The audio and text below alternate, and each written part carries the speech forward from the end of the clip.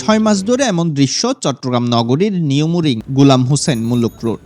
ওয়াসার প্রধান পাইপের ফাটল থেকে প্রতিদিনই বের হচ্ছে হাজার হাজার কিউসিক পানি, অথচ সমাধানে নেই কার্যকর উদ্যোগ। প্রায় 6 মাস পর্যন্ত এই যাবৎ এরকম আছে। যাতায়াতের জন্য সুবিধার জন্য আমাদের আকুল আবেদন এই রোডটা যেন তাড়াতাড়ি ঠিক হয়ে যায়। কালকে 2টা রিক্সা এখানে অ্যাক্সিডেন্ট হয়েছে সন্ধ্যার সময়। তারপর অনেক সিএনজি এখান থেকে যাওয়ার টাইমে অনেক রিক্সা সিএনজি উল্টে যায়।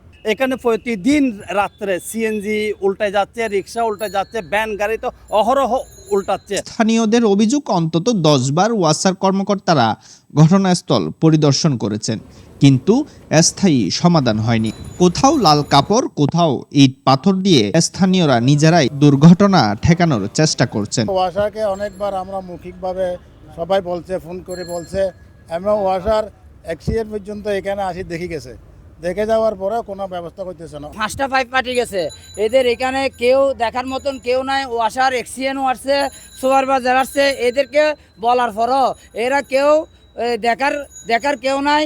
এই গর্তগুলা মরণ ফাঁদে পরিণত হয়েছে আমাদের এই নিউমুরিং এলাকায়।